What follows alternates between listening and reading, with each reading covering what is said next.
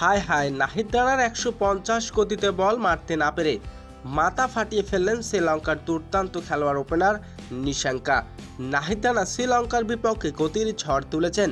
নাহিদ রানার বল যেন চোখে দেখতে পারছেন না শ্রীলঙ্কার ব্যাটাররা, চোখে দেখছেন সর্ষের ফুল। দর্শক, বিস্তারিত থাকছে ভিডিওর প্রতিবেদনে। শ্রীলঙ্কার বিপক্ষে দ্বিতীয় টেস্ট খেলতে নেমেছে বাংলাদেশ। শুরুতে টস জিতে আগে ব্যাটিং করার সিদ্ধান্ত নেন টেস্টের অধিনায়ক নাজমুল হোসেন শান্ত।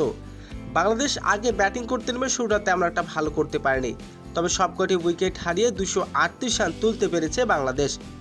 238 রানের জবাবে ব্যাটিং করতে নেমে শুরু থেকে দুর্দান্ত খেলতে থাকেন শ্রীলঙ্কার দুই ওপেনার নিশাঙ্কা এবং উদয়।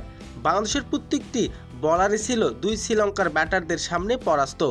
নাহিদ রানার জন্য থামাতে পারছে না দুই ব্যাটারকে। তবে শ্রীলঙ্কার ওপেনার নিশাঙ্কা এদিন মাঠে নেমে শুরু করে দেন 4 ছক্কার তাণ্ডব। দ্বিতীয় দিনে ঘটে এক বিপত্তিক ঘটনা। তখন দলীয় 51তম ওভার, শ্রীলঙ্কার তখন 191 রান। তখনই ঘটে এক বিপত্তিক ঘটনা।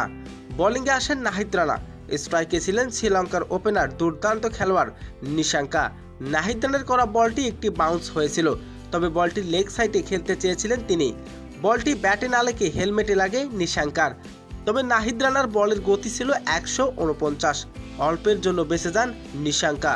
তখনই ফিজিও ডাক্তার এসে চিকিৎসা দেন, তবে সব ঠিকঠাক থাকে, অল্পের জন্য বেঁচে যান তিনি। তবে নাহিদ রানার সেই বলের গতি ছিল 149, চোখে দেখতে পারেনি শ্রীলঙ্কার ওপেনার নিশাঙ্কা।